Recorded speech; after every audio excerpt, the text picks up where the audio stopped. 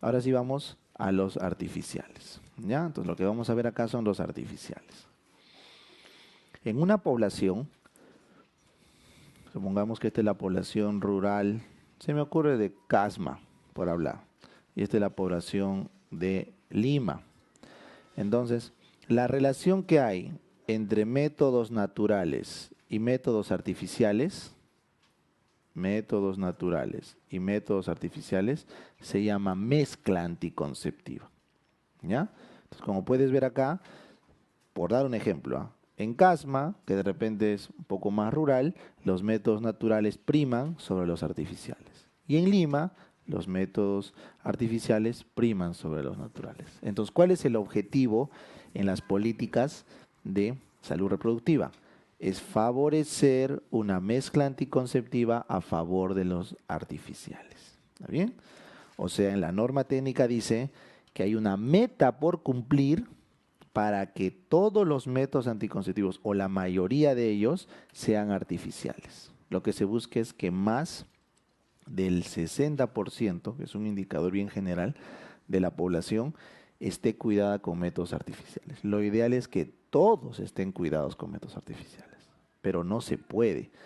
En Lima, claro que se puede. Es más, solito se regula, porque las mismas personas, por la educación que reciben y todo, buscan el método artificial.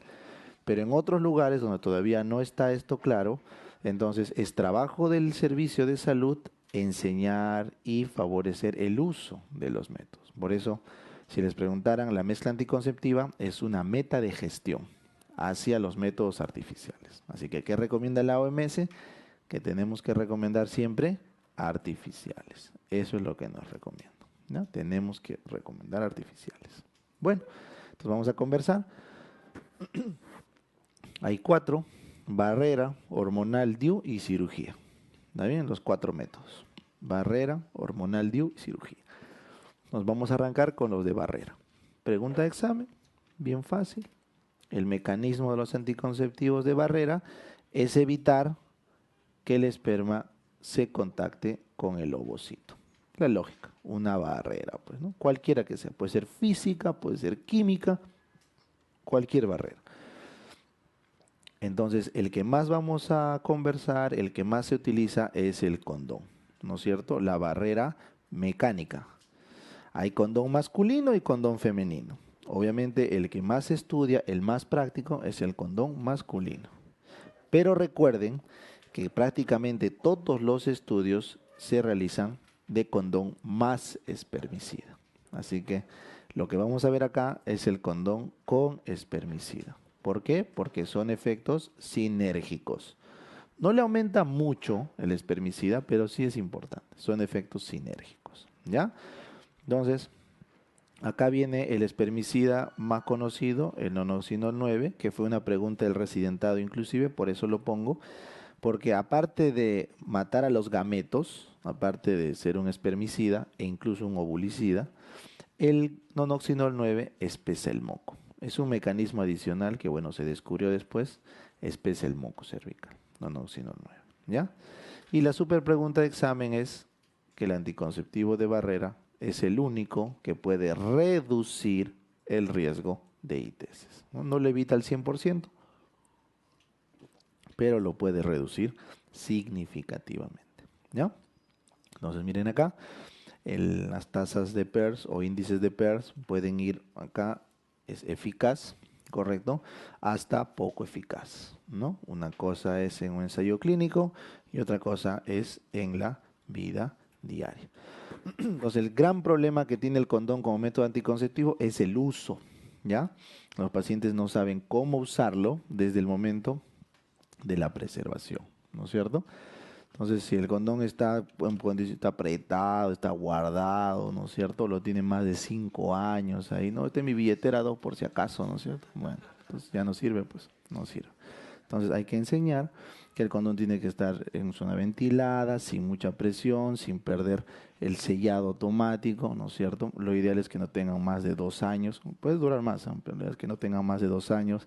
Tienen que tener una manufactura que haya pasado ciertos controles, que en teoría, dije, importa todos los que han pasado los controles mínimos de calidad, no importa si sean chinos, hindúes, lo que sea, igual tienen controles de calidad, ¿correcto?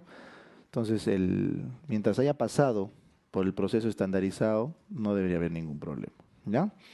La norma técnica dice que se deberían dar gratuitamente 30 condones para 3 meses para cualquier persona de edad fértil o 100 si es que es trabajador o trabajadora sexual, ¿no? Si me dicen por qué el número, es lo que está en la norma, ¿no? Como siempre les digo, el MINSA habrá calculado, pues no, a ver el peruano cuánto rinde, le daremos 30 para cada 3 meses, está bien, suficiente, ¿no? Porque es un tema económico. Como les digo, en Brasil los condones están ahí para que la gente lo utilice cuando quiera, donde quiera y libremente, ¿no es cierto? Están ahí. Ni siquiera tiene que ir a la posta, ¿ya? Tiene que ver bastante con las ITS, es pregunta de examen, es el único método que las puede prevenir, pero también tiene otras indicaciones. Las pacientes con vasculitis no pueden recibir hormonas de ningún tipo y tampoco pueden recibir DIU. Entonces su única opción es el condón, ¿ya? Las pacientes cardiópatas descompensadas no pueden recibir hormonas. Pueden recibir DIU, pueden, pero se recomienda usar condón, ¿ya? Entonces, cardiópatas descompensadas, condón. Y lo que les comenté, las adolescentes menores a 19 años que no tengan pareja estable deberían recomendar solo condón. No deberían recomendar hormonas si no tienen pareja estable, ¿ya? ¿Por qué, doc? Porque cuando una chica es adolescente, está todavía formando hueso, ¿ya? Cuando es adolescente, recién está en la exposición inicial de su estrógeno y su testosterona y está formando hueso para futuro. Entonces, si a ti se te ocurre a una adolescente empezar a darle progesterona, ¿ya? Que reduce hueso, sobre todo ¿cuál? La medroxi. O se te ocurre dar etinilestradiol a menos de 30 microgramos, que es la dosis usual que se consume, entonces le estás privando de estrógenos, porque no te olvides que tú al tomar la pastilla anticonceptiva silencias tu eje y pasas a controlarte con las concentraciones de la pastilla. Entonces, cuando le das a una chica tan poco estrógeno y para colmo le combinas con un gestágeno que destruye hueso o a favor del osteoclasto, ¿no es cierto? Entonces, el resultado final es que esta chica, cuando tenga 65 años en su densitometría, pues va a tener un escorte pues de 2, 2.2, hasta puede llegar a 2.5. Entonces, no se recomienda en un adolescente arrancar hormonas. Si vas a arrancar hormonas, que no sea un gestágeno que consume hueso, vamos a ver más adelante que hay gestágenos que no consumen hueso, y por lo menos tienes que darle 30 de estrógeno, como mínimo. Lo ideal sería que le den más, pero cuanto más estrógeno toman, más náuseas produce, más migraña, cae mal. Entonces, por todo esto, te estás dando cuenta que es más práctico dar condón. Entonces es cuestión de hacer matemática. ¿Cuál es la probabilidad de salir embarazada en una sola relación sin protección en día fértil? Dijimos, alrededor de 1 de cada 3, 33%. Si lo multiplicas, ¿cuál es la chance de que justo contigo falle el condón? Así, la peor probabilidad, 0,15, 0,15. Y finalmente, ¿cuál es la probabilidad de que esa relación esporádica justo sea en tus días fértiles? O sea, justo vas a la fiesta y te rayas en el día fértil. Y justo ahí se rompe el condón. Entonces el día fértil serán 3 días de 28, ¿no es cierto? A ver, multiplica esa chance, entonces no debería haber embarazo. Por eso cuando dicen, no, doctor, es la única vez, se lo juro, y se rompió justo en la única vez. Bueno, si le crees, es porque ese niño tiene que nacer, pues, ¿no? Como sea, ha roto todas las probabilidades estadísticas, pues, ¿no es cierto? O lo más probable es que sea una pareja regular, pues, ¿no? Yo tengo varias relaciones, varias veces, y ya, pues, ahí la probabilidad se va sumando, ¿ah? Pero la suma no es aritmética, hay una fórmula para sumar eso, ¿no? Si tú dices, doctor, ¿y qué pasa si hago esto unas 500 veces? ¿Qué pasará? ¿Cuál es mi riesgo? Porque no es multiplicar por 500, ¿ah? No es así, porque cada uno es un evento independiente, aleatorio, ¿ya? Entonces, tú puedes haber hecho eso 500 veces, igual no es que vas a multiplicar por 500 el riesgo. Tiene una fórmula, ¿ya? Para sumar probabilidades independientes. ¿ya? No va a llegar a 1, no va a llegar a 1. Así lo hagas 1000 veces, no va a llegar a 1, ¿ya? Pero sí aumenta el riesgo. Y no lo olvides, una vez que pasas el 33%, ya pues, o sea, no es un método anticonceptivo, ¿no? Esta misma lógica se utiliza para la transmisión de ITS. ¿Ah? Hay calculadoras enteras para la transmisión de VIH, por ejemplo, ¿no? Que son parejas de VIH, ¿no? Homosexuales o, no sé, pues, pareja de VIH. Su pareja tiene targa, correcto, y van a usar condón. Pero obviamente el que es cero negativo va a estar preocupado. ¿Y si me contagio, cómo es? ¿No es cierto? Hay calculadoras para que vean que la probabilidad es alta o baja, en función de la carga viral de la pareja y en función del uso o no de condón. ¿Ya? Porque al final todo es un tema probabilístico, ¿ya? Muy bien. Ahora vamos al segundo, Entonces con esto ya está el método de barrera, check. Hay un par de preguntas de examen, ¿ah? ITS y después el moco. Ahora vamos al hormonal. El hormonal es súper importante, pero al final, para no cortar la clase. Entonces, el método hormonal, no lo olviden, es el primero en recomendar. Nunca olviden eso, ¿ya? El primero de todos los métodos artificiales que tú debes recomendar a una paciente o a una pareja es el hormonal. Eso tengo que quede claro. ¿Por qué, doctor? Porque le gana a todos en el índice de Pearls. Esa es la premisa. A todos les va a ganar en el índice de Pearls, inclusive a la cirugía y a la T, al DIU. Le va a ganar a todos. Eso deben recordar. ¿Quién es el que le gana a todos? Los que tengan la administración más controlada. O sea, te vienes acá, a la diapositiva que sigue, solamente para mencionarlo, los implantes. ¿Ya? Los implantes que tienen la liberación garantizada porque están implantados, tienen una tasa de falla de 0.05 a 1%. O sea, siempre son muy eficaces. Eso es pregunta de examen, ¿ya? Siempre son muy eficaces. Así que nadie le va a ganar al implante. Pero porque el implante es una hormona. ¿Ya? Igual acá, los anticonceptivos orales combinados tienen una tasa de falla en buen uso, igual muy eficaz. Muy eficaz. El problema está cuando se olvida. Entonces, lo primero que quiero que quede claro con las hormonas es que es el de elección. El de elección. ¿Cuáles son los mecanismos de acción? Son dos. Eso también deben recordar. La anovulación central, que se debe a la progesterona. El espesamiento del moco, que se debe a la progesterona. ¿Ya? ¿Cuáles son los gestágenos que preferentemente actúan a nivel central? Entonces, los gestágenos puros y los de tercera generación derivados de testosterona son los que más actúan a nivel central. ¿Ya? Los gestágenos puros, o sea, derivados de la progesterona, y los derivados de testosterona de tercera generación son los que tienen más acción central. Entonces, ¿dónde está eso? Acá abajo, miren. Esto que ven acá en color negro son los diferentes gestágenos. Este es los derivados de progesterona. Tienes la ciproterona y la medroxiprogesterona. Estos de acá tienen bastante actividad central. Y tienes acá los de testosterona derivados de tercera generación, como el gestodeno o el desogestrel, que también tienen anovulación central como su mecanismo. En teoría son un poco más seguros que ¿cuáles? Que los de testosterona de segunda generación, estos de acá, como el levonorgestrel y el norgestimato. El levonorgestrel y el norgestimato son gestágenos de segunda derivado de testosterona que, si bien es cierto, dan anovulación central, es correcto, su principal acción es espesamiento del moco. Es como que están especializados en espesar el moco.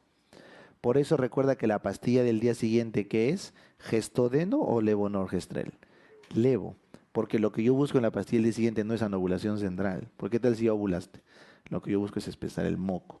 Entonces, eso recuerden, por favor, es el mecanismo de acción principal de los derivados de segunda. ¿Ya? Sin embargo, cuando una paciente consume gestágenos, su metabolismo es muy rápido. El gestágeno solo, en 3 a 4 horas de intervalo de dosis, puede ya fallar. O sea, tú tomas tu gestágeno solo 8 de la noche todos los días. Te demoras 12 de la noche, 4 horas, ya puede fallar tu método. Porque el metabolismo que le hace el hígado es intenso. Entonces no son seguros cuando se tienen que dar por vía oral y te demoras más de 3 a 4 horas. Ya no son seguros. Entonces, para evitar eso, para evitar esa inseguridad, les añaden etinil estradiol. Les añaden etinil estradiol. Entonces, si tú le aumentas etinil estradiol, ayer les expliqué, el estrógeno se metaboliza en muy pocas horas. Pero si le pongo el etinilo, te puede durar hasta 24 horas el estrógeno en tiempo de vida media. Y ustedes saben que para eliminar una droga tú necesitas hasta 5 tiempos de vida media. Entonces el estrógeno te dura bien cuando tiene etinilo.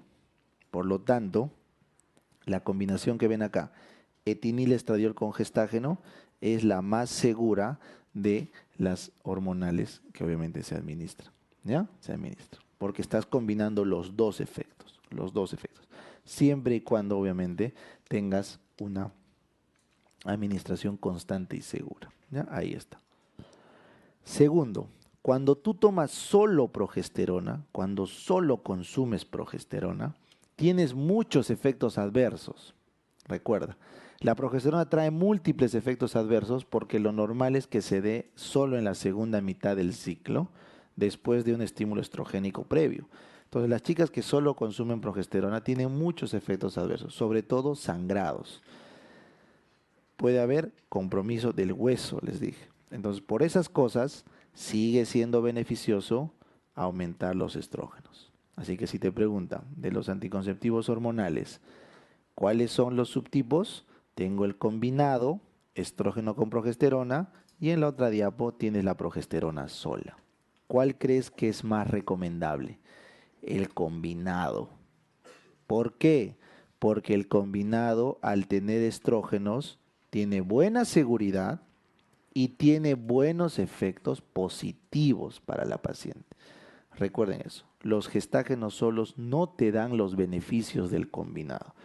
Pero doctor, usted dijo que el más eficaz era el implante. Sí, pero por sacrificar la practicidad, o sea, tú por ser práctico y ponerte un implante, sacrificas los beneficios del estrógeno. Entonces, siempre que ustedes van a recomendar, no es lo ideal recomendar el implante. A pesar de que es lo que la paciente pide más por comodidad, se prefiere recomendar el combinado por los beneficios que le aporta el estrógeno. Nunca olviden eso. Vamos a sustentarlo después por qué. ¿Ya? Entonces, el objetivo de recetar una hormona es que no le alteres en lo más que puedas su homeostasia natural. Si le das solo gestágeno, estás tirando la balanza a un costado. Es mejor darle combinado. Pero obviamente las pacientes se van a resistir, pues. ¿Por qué? Porque eso implica tomar todos los días, y no puedo olvidarme, ¿no es cierto? Y obviamente es costoso porque, salvo que se saquen la posta, ¿no? Comprarlo todos los meses, y suele ser por practicidad los implantes o los inyectables más pedidos. Pero uno tiene que buscar explicar los beneficios que le trae la pastilla. ¿Está bien? Ya. Muy bien, entonces vamos a hablar de estos combinados. Tú puedes dar estrógenos con gestágenos en 4 formas: por vía oral, inyectable, parche o en anillo. ¿Ya? Las tasas de falla, como ves acá, son similares. Obviamente van a bajar en el inyectable porque está mucho más seguro su administración. Sin embargo, recuerden, y es pregunta repetida, lo que más se recomienda son los combinados orales. ¿Ya? ¿Por qué? ¿Por qué no se recomienda el combinado inyectable? Lo vamos a decir de una vez.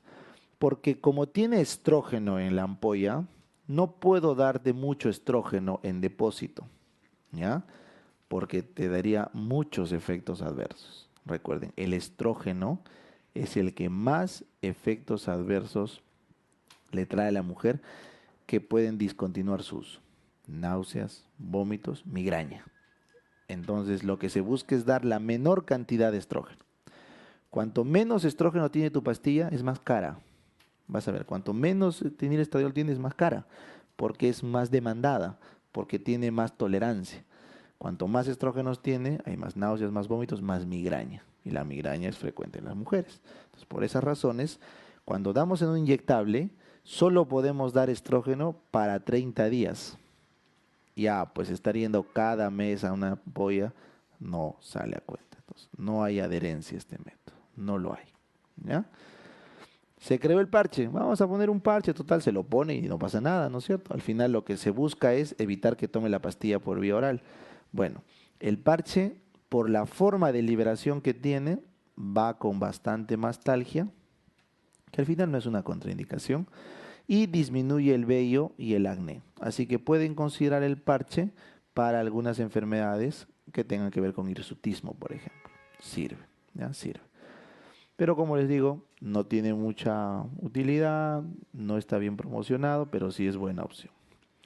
El anillo vaginal sí es complicado, porque el anillo vaginal que tiene hormonas genera candidiasis, vaginosis y flujo. Así que por eso tampoco va, tampoco. Entonces los métodos combinados que no sean por vía oral son pobremente usados, ya sea por sus efectos adversos o porque no están promocionados. Entonces, ¿qué es lo que reina en el mercado? Los anticonceptivos orales combinados, pero orales, ¿ya? Entonces vamos a conversar a detalle de esto. Esto es muy importante, chicos. Es muy importante esta parte. A ver, que quede claro cada parte del resumen. ¿Qué significa etinilestradiol a bajas dosis? ¿Qué significa? Que tienes menos de 30 microgramos. Si tú le das más de 30 microgramos, náuseas, vómitos, migraña. Ya saben. Entonces tú tienes que promover darle menos de 30. Puedes darle 25, 20, 15 inclusive. Eso es estrógeno o etinil de baja dosis. ¿Cuál es el problema con dar tan poco estrógeno? El hueso. Recuerden eso. El problema de dar tan poco estrógeno es el hueso. Entonces, no deberían dar pastillas combinadas con tan poco estrógeno en un adolescente. Ya les explico. ¿Ya? Esa es la contraindicación. Segundo, ¿cuándo puedo arrancar? Entonces, las pastillas combinadas se deben arrancar en el periodo folicular temprano, los primeros días. Por eso acá dice, en los primeros días, del 1 al 5, de un posaborto o de cualquier ciclo. ¿Ya? Se sobreentiende que si puede iniciar posaborto, lo puede iniciar después de cualquier ciclo. Entonces, ahí es donde se arrancan las pastillas. ¿Ya? Si es una puérpera, tú no le puedes dar pastillas combinadas porque vas a cortar la leche. Entonces, como dice acá, le puedes reiniciar a los 6 meses si está dando de lactar, porque los pediatras recomiendan la lactancia exclusiva hasta los 6 meses. ¿Ya? Lo ideal es que la madre lacte más, lo ideal es que lacte más tiempo, pero lo mínimo es 6.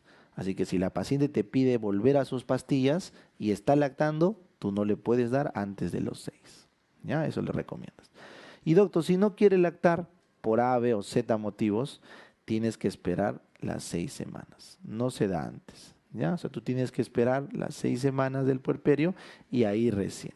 Porque cuando damos estrógenos desde el inicio, podemos complicar el proceso de regeneración y recuperación del útero y no es recomendable. Entonces se esperan 6 semanas. Ojo, porque eso es importante este dato, porque el gestágeno se puede dar inmediato.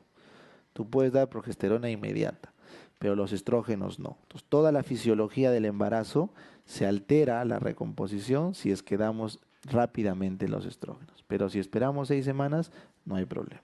Entonces van a venir 6 semanas, obviamente tiene que cuidarse con algún método, porque habíamos quedado que si es que no lacta, puede reanudarse el ciclo inmediatamente.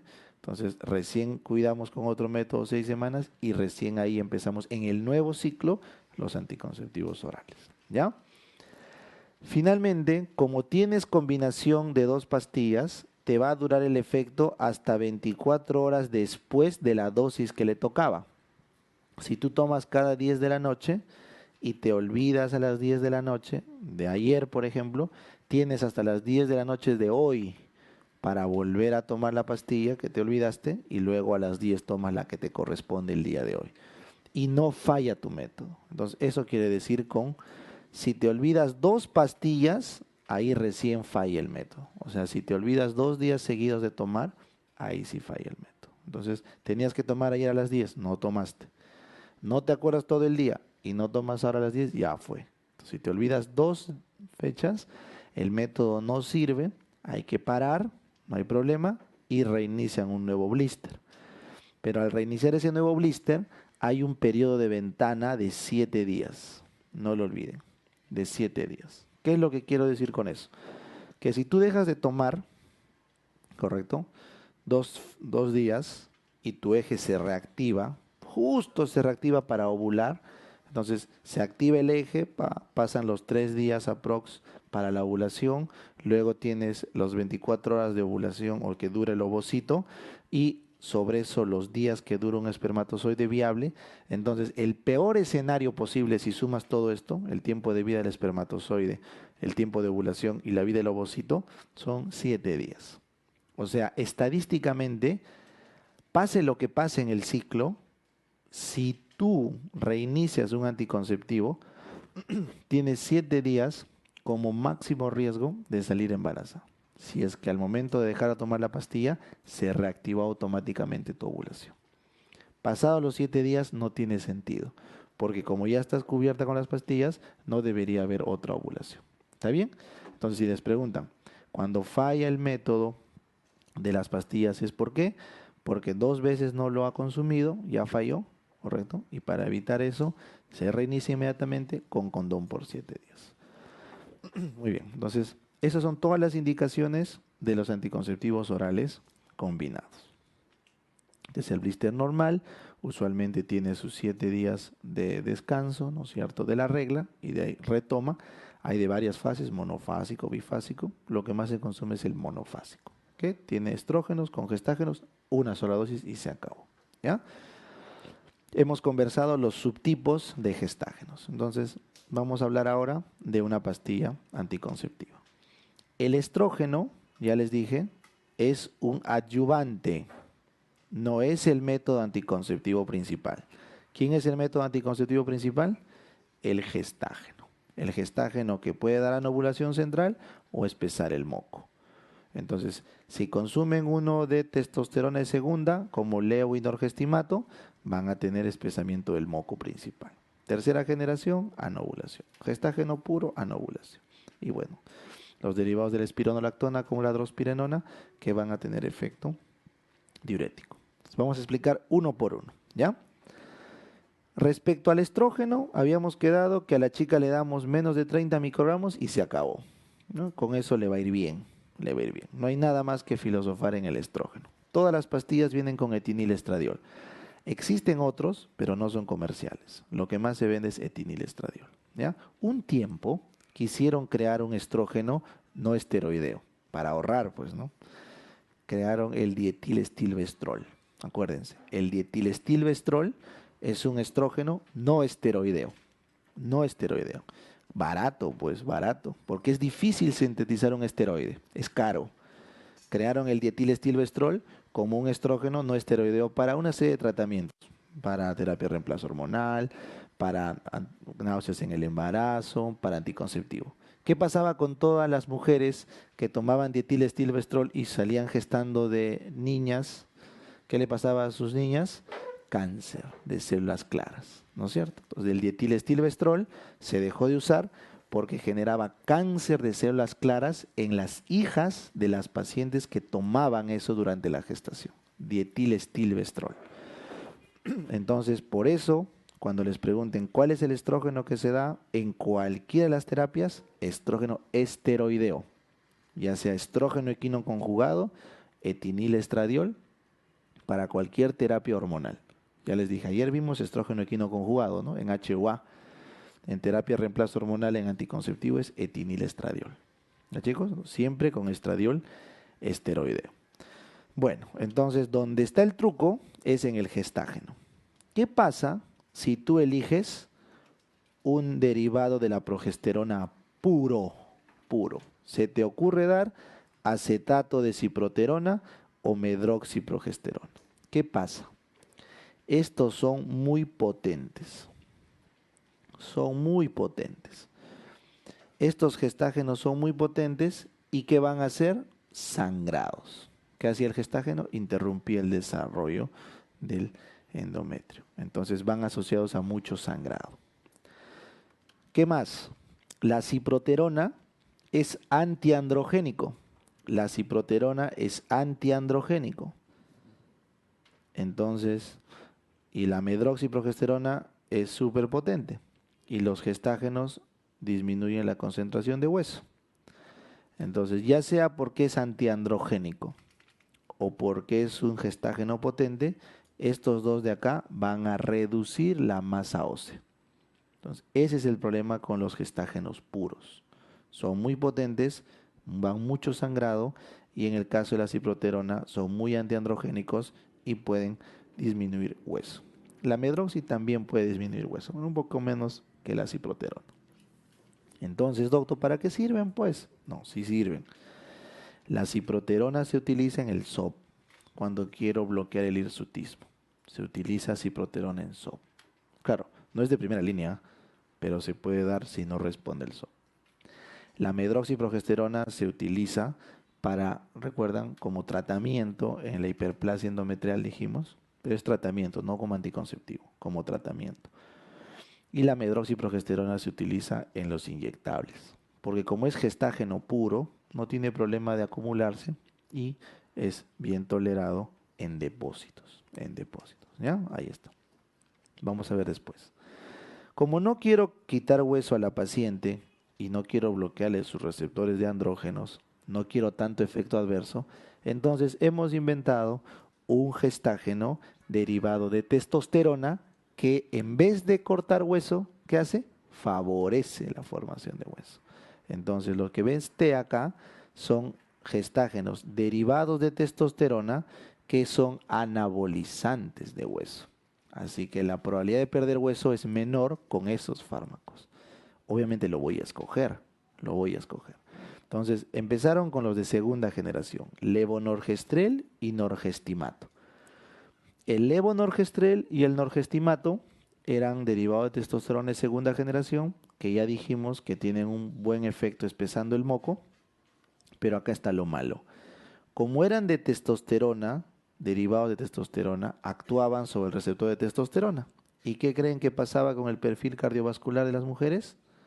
Empeoraba. O sea, le bajaban el HDL y le subían el LDL. Entonces, las chicas que tomaban levonorgestrel y norgestimato por mucho tiempo aumentaban su riesgo cardiovascular porque estaban tomando una hormona que tenía acción de testosterona, ¿ya? Muy bien. Entonces, como la ciencia no para, pues dijo, no, está loco, hay que arreglar esto. Entonces crearon los de testosterona de tercera. Los testosterona de tercera, como el gestodeno o el desogestrel, estos de acá, al contrario, tienen una actividad que se ha visto que mejora el perfil lipídico. Aumenta el HDL, baja el LDL. Por eso, estos de tercera son de elección de entre todos los gestágenos. Si tú me preguntas qué gestágeno deberíamos dar, el gestodeno, porque mejora el perfil lipídico y eso le hace bien a la paciente. Lo único malo, y eso no se supo hasta varios años después de su venta, es que son demasiado trombofílicos. No puedes dar en pacientes con trombofilia. Eso genera una demanda millonaria. Es un caso conocidísimo en la medicina. Un montón de pacientes jóvenes se trombosaban y se morían con tromboembolismo pulmonar por consumir gestodeno. ¿Qué es lo que pasa? Que en las contraindicaciones del gestodeno, ahí decía, pues, ¿no? Que usar con precaución en pacientes con trombofilia, pero no le daban la importancia, porque no se sabía. Y luego se vio que con cualquier trastorno de coagulación, deficiencia de proteína S, C, cosas leves, ¿ah? Las pacientes se trombosaban. Entonces ahora es mucho más riguroso el control que tiene que hacerse sobre el uso de gestodeno en pacientes. Obviamente cuando es una chica joven le preguntas nomás, pues, ¿no? Algunas tienen trombosis, alguien en tu familia sufre de trombosis, nada más. Pero basta que la paciente tenga algún factor de riesgo trombofílico, ya no le puedes dar de tercera. ¿Está bien? Eso no se sabía antes. y, bueno, muchas pacientes murieron de trombosis. Entonces, si no tiene problema trombofílico es de elección. Si no, tienes que pasar al de segunda. ¿Ya? Muy bien. Pero ¿cuál es el gran problema de tomar tantos o de tomar gestágenos derivados de testosterona? ¿Cuál es el problema? Que como es anabolizante, ¿qué va a pasar con la paciente? Sube de peso. Sube de peso, güey, porque es anabolizante. Retiene líquidos, puede inclusive aumentar tejido, entonces es anabolizante. Y algunas chicas que son especialmente sensibles a la retención de líquidos te van a decir, doctor, está loco, me ha dado la pastilla anticonceptiva y me he engordado. No tiene lógica.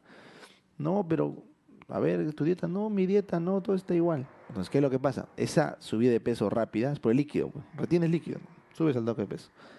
Entonces, para esas pacientes que no toleran los derivados de testosterona, se ha creado el derivado de la espironolactona, ¿ya? Que es la drospirenona. La drospirenona es un derivado de la espironolactona y todos sabemos que la espironolactona es un diurético. Entonces, las chicas que toman drospirenona, ¿qué crees que pasa? Bajan de peso. Felices. Happy. Otros anticonceptivos, qué bacán. Me ha hecho bajar de peso. ¿Ya?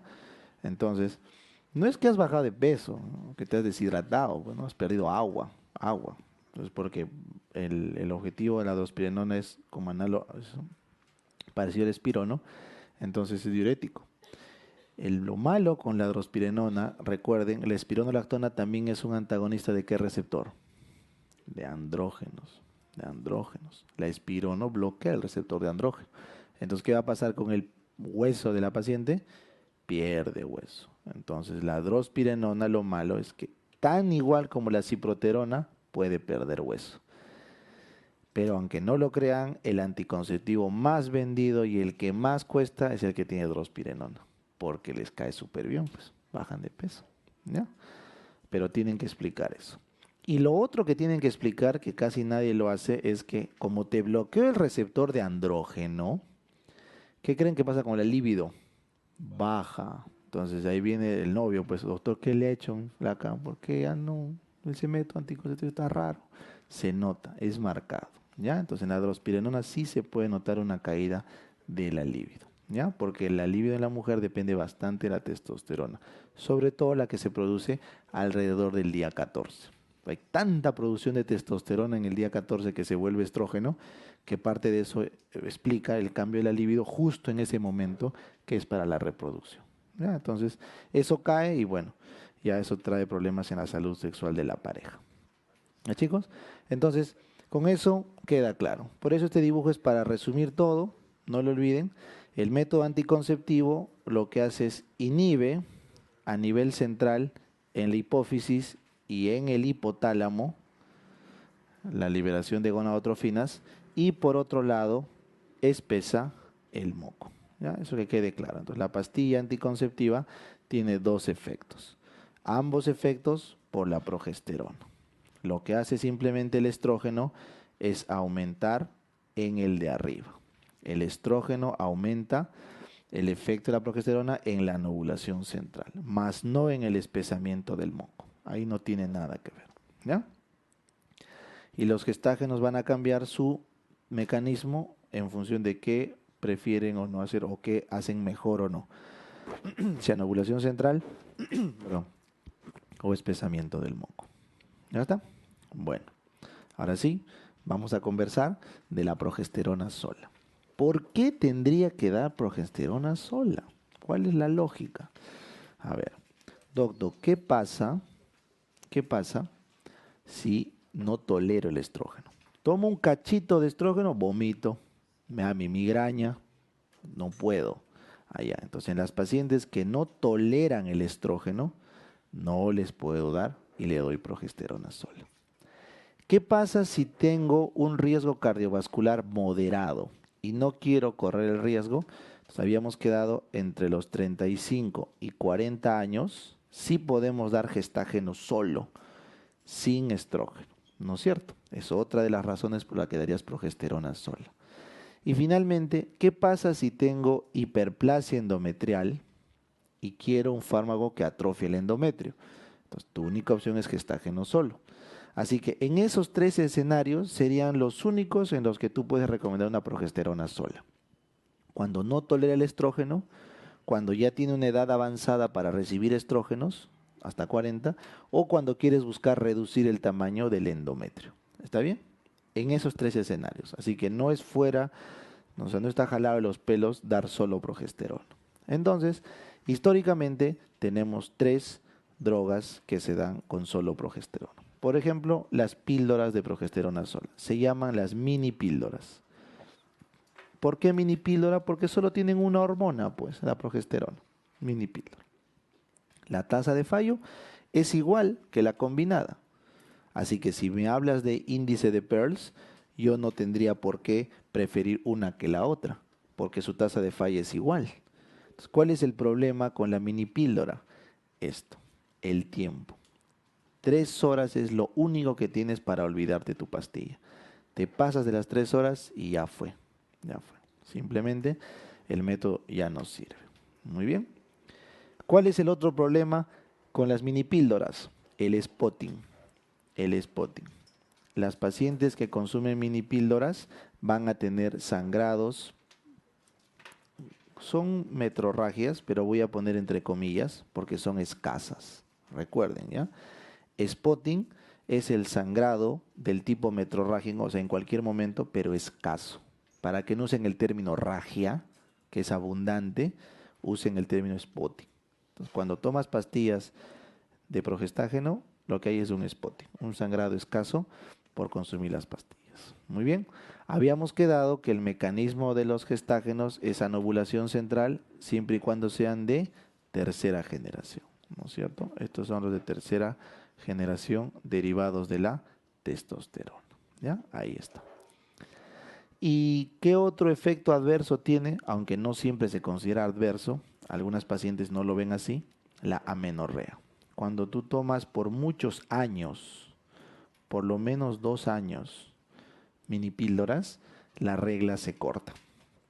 Entonces, cuando se creó las mini píldoras, uno de los principales estímulos era las pacientes cuando vean que al tomar esta pastilla ya no reglan en 2 años por la atrofia endometrial, entonces va a tener adherencia.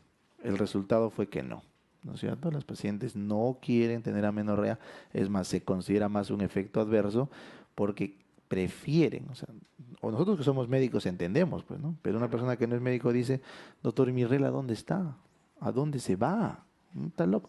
No, es que la progesterona. No, doctor, ¿a dónde se va? Entonces, eso es difícil hacer entender a un paciente que no es médico, entonces, o que no sabe de fisiología y todo, y hasta última hora puede saber de fisiología, pero de repente no, pues no lo considera fisiológico. Entonces, como no respeta la fisiología, no tiene adherencia. Como falla tanto por las horas, no tiene adherencia. Entonces, este método prácticamente no prendió, no prendió. ¿Ya? Vamos al que más adherencia tiene, ¿correcto? En gran parte de las pacientes, ¿no? Es bien frecuente la adherencia que hay a inyectables, sobre todo en nuestro medio, ¿ya? Entonces, los inyectables que más se venden en el mercado son los de progesterona sola. ¿Por qué, doctor? Porque la medroxi puede durar hasta 3 meses. Un depósito, ¿no? Un inyectable de medroxi dura 3 meses y te da un margen de maniobra de 2 semanas. O sea, te puedes olvidar hasta 2 semanas de poner tu ampolla y vas y no pasa nada. Entonces, esto lo vuelve uno de los métodos más prácticos que hay.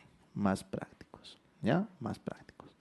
Sus tasas de falla son incluso más bajas que consumir por vía oral, porque está controlado al momento de ponerlo en depósito. Pero por favor, pregunta de examen, chicos, ¿no? Estos medicamentos inyectables no deberías recomendarlos de base, porque como tiene medroxiprogesterona es un gestágeno potente. Entonces te va a dar ¿qué? Hemorragia uterina normal los primeros meses, inclusive el primer año. Todo el primer año la chica está ¿con qué? Con metrorragia. Acá sí es metrorragia franca. Sangrados fuertes. ¿Por qué?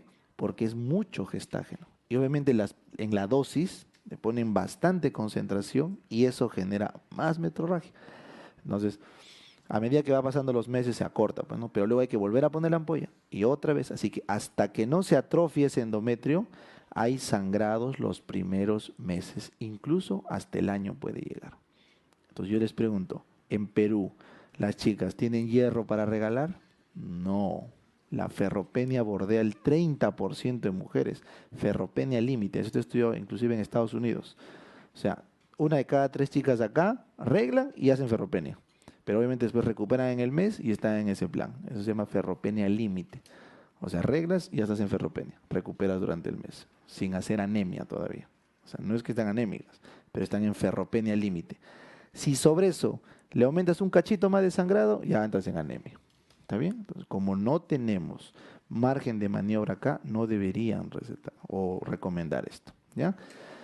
Ahora, si la paciente tolera bien el primer año, para el segundo o tercer año ya la menorrea es la regla. Pregunta también de examen. Para el tercer año, el 80% ya están en amenorreo. En amenorreo. ¿Ya? Y como les digo, las pacientes dicen, no, doctor, ¿qué ha pasado? No, no, no, ya no quiero. Y descontinúan un método que después de un año de darles, ¿no?, sangrado, lo cortan por el simple hecho de que ya no hay regla. Por eso es el problema con este método. Les expliqué que daba osteopenia porque favorece el catabolismo del hueso, ¿no es cierto? El osteoclasto aumenta. Y bueno, se ha visto que puede dar un poquito de acné porque actúa parcialmente en los receptores de andrógeno de las glándulas sebáceas. Se ha visto que puede dar acné. Acá también, si quieren, pueden poner, da un dolor abdominal intenso, ¿ah? Cuando una chica se pone la ampolla de Medroxy, el primer mes de la aplicación puede terminar en emergencia por un dolor abdominal que parece ectópico. Así que siempre que vean un ectópico por ahí, pregunten, ¿no te has puesto la ampolla por casualidad? Sí, doctor, hace poco. Ah, ya, puede ser un dolor por la ampolla. O sea, no es por la aplicación, sino es por las hormonas en el primer mes de aplicación de la Medroxy. ¿Ya? ¿Qué más pueden apuntar acá? Cefalea.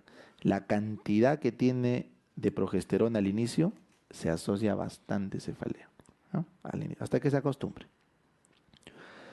Bueno, y hasta ahora, Doc, solo me he dicho cosas malas. Sí, pues, te he dicho prácticamente puras cosas malas de los gestágenos solos, porque lo que queremos es prescribir combinados.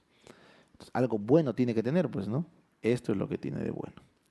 El gestágeno en pastilla o en inyectable, su principal ventaja es que es el único método hormonal que puede usar en la puérpera inmediatamente.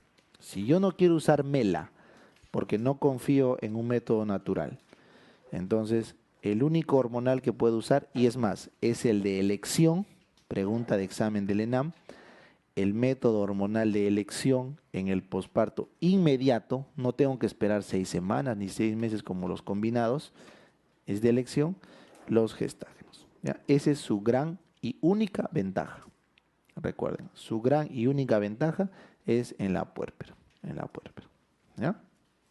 Muy bien.